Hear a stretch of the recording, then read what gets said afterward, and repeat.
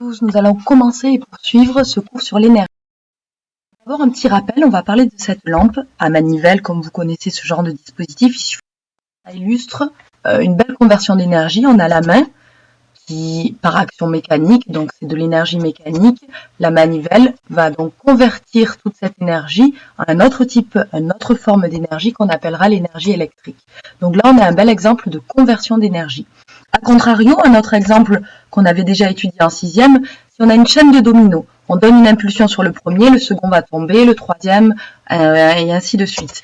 Donc là, ce qu'on peut voir, c'est que le domino 1, il possède comme type d'énergie une forme d'énergie mécanique qui est liée à son mouvement, et cette énergie mécanique va être transférée au deuxième domino qui lui aussi va bouger, donc aura une énergie mécanique. Ici, on va parler de transfert d'énergie tout simplement parce qu'on n'a pas changé la forme d'énergie.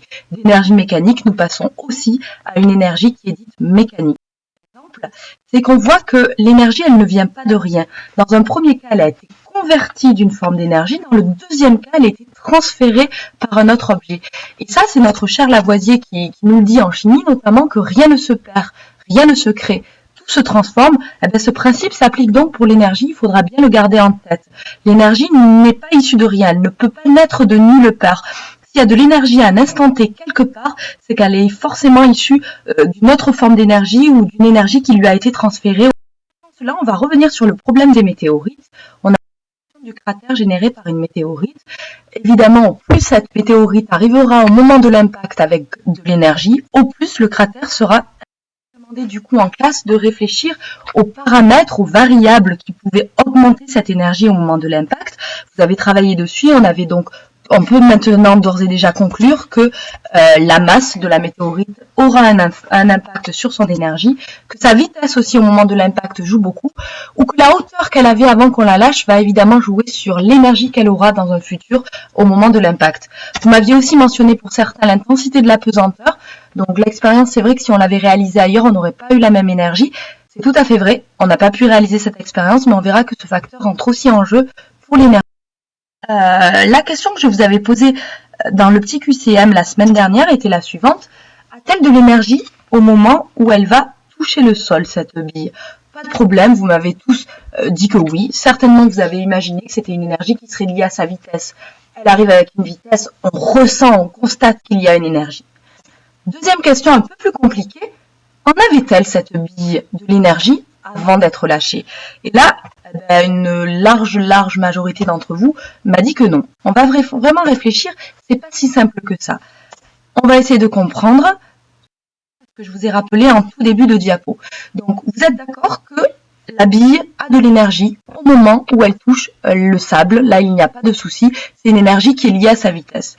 Or, comme nous a dit Lavoisier, comme on a vu précédemment, nous savons que l'énergie n'est pas issue de rien. Si elle est là et qu'elle est présente à un instant T, ici, c'est forcément qu'elle provient d'une autre source, d'une autre forme d'énergie ou qu'une énergie lui a été transférée. Dans ce cas-là, on aura vraiment une conversion d'énergie. Ça veut dire qu'au préalable, j'ai une énergie initiale qui a pu se convertir pour la donner à la bille au moment de l'impact. Ce qui veut dire donc, puisque forcément soit il y a un transfert, soit il y a une conversion, c'est qu'initialement, oui, donc quand elle est là, même si elle est immobile, elle va avoir une certaine énergie. Cette énergie, elle existe puisqu'elle est capable d'être convertie, comme vous le comprenez bien, pour arriver au moment de l'impact au niveau du sol. L'énergie, quand elle est immobile, qui sera liée à sa hauteur, sera appelée une énergie de position. Du simple fait de sa position, la bille possède une énergie. Et l'énergie qui sera liée à sa vitesse, donc au moment de l'impact, s'appellera l'énergie cinétique. Donc comment comprendre qu'elle possède une énergie alors qu'elle est immobile? Vous l'avez compris puisque vous imaginez aisément que s'il n'y avait pas d'énergie ici, alors il ne pourrait pas y en avoir ici, c'est le principe de conversion. Mais aussi on peut comprendre que cette énergie de position, pareil, comme dit Lavoisier, elle ne vient pas de rien, elle lui a été fournie, transmise ou convertie d'autre part. Eh bien en effet, pour soulever la bille, c'est mon bras, c'est mon muscle de la main qui a dû agir, qui a dû lui transférer, lui prodiguer un type d'énergie. C'est mon énergie musculaire qui a servi à donner une certaine hauteur à cette bille. Donc on comprend que même si elle est immobile, le simple fait d'avoir une hauteur, il a fallu de l'énergie pour la mettre à cette hauteur-là. Donc elle possède bel et bien une énergie de position. Donc si je fais ce mouvement-là de chute, il y a une conversion d'énergie. Et j'aimerais que vous tentiez de faire le diagramme énergétique de cette situation en utilisant à bon escient le mot énergie de position et énergie cinétique que nous avons vu. Je rappelle pour ceux qui auraient oublié le diagramme énergétique, c'est quelque chose qui ressemble à ça. Là, je vous en montre un autre en chimie. Donc, réfléchissez quel diagramme énergétique de la situation lors de la chute d'une bille. On va pouvoir avoir quelque chose de cet ordre-là. On a bien l'énergie de position ici, qui va être convertie en énergie cinétique pour toucher le sable. Voilà ce que c'est le diagramme énergétique de cette situation. Maintenant que vous réfléchissez à tous les paramètres, toutes les grandeurs qui vont influencer l'énergie cinétique. On en a parlé, l'énergie cinétique, c'est l'énergie qui va être liée à quoi? Il y a un paramètre qui est évident, mais vont se cacher d'autres paramètres. Imaginez au moment de l'impact, cette bille possède de l'énergie cinétique. Pourquoi? Qu'est-ce qui pourrait la faire grossir, cette énergie cinétique? Vous essayez de noter ça sur votre brouillon. Je vais vous demander toujours sur votre brouillon, juste à côté ou dans une autre colonne, de réfléchir cette fois-ci à toutes les grandeurs, à toutes les variables qui vont faire augmenter l'énergie de position de la bille, c'est-à-dire, souvenez-vous, c'est quand elle est immobile, qu'elle est maintenue entre mes doigts. Nous avons dit qu'elle avait une énergie de position, très bien, mais pourquoi? Quelles sont les variables qui vont la faire grandir, cette énergie de position?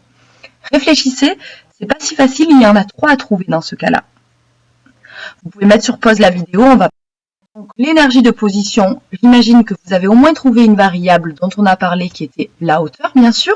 Pour l'énergie cinétique, c'est l'énergie qui est liée au mouvement, à la vitesse. Donc ça, je pense que ces 2 variables, c'est assez compris pour tout le monde. Nous allons voir qu'il en existe d'autres.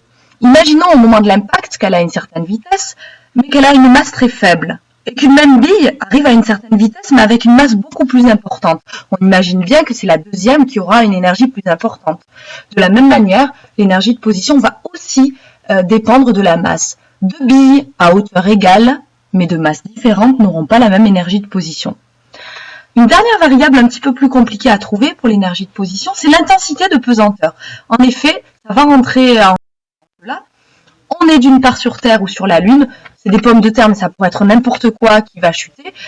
Comme nous l'avons vu à maintes reprises, on peut imaginer, étant donné que la Terre et la Lune n'ont pas la même intensité de pesanteur, que lorsque je lâche les 2 pommes de terre, elles ne vont pas arriver avec la même vitesse. L'impact sera différent si la pomme de terre tombe sur la Terre ou si elle tombe sur la Lune. Ça ne sera pas l'impact aussi violent dans un cas que dans l'autre. On voit bien que l'intensité de pesanteur va jouer évidemment sur l'attraction de mes objets. Donc ces 2 objets initialement qui étaient situés à la même hauteur ne possédaient pas la même réserve d'énergie. Il y en a un qui possédait une grosse réserve d'énergie, c'était la pomme de terre située sur la Terre, puisqu'elle va être plus attirée, et une qui possédait un petit peu moins d'énergie, c'était la pomme de terre qui était située à une même distance, mais cette fois-ci de la Lune. Donc l'intensité de pesanteur va jouer sur l'énergie de position. Cette énergie de position qui est transférée, qui est au préalable. Je vais vous demander maintenant, c'est aller un peu vite, vous pouvez re-regarder cette vidéo, de réfléchir vraiment et de découvrir par vous-même en répondant à des petites questions que je vous ai fait sur des fiches, à quelle va être la formule mathématique qui va nous exprimer vraiment l'énergie cinétique et l'énergie de position. Donc je vais vous demander de prendre le temps de remplir ces 2 fiches que je vous mets en pièces jointes sur Pronote. Et une fois que ça sera fait, vous pouvez...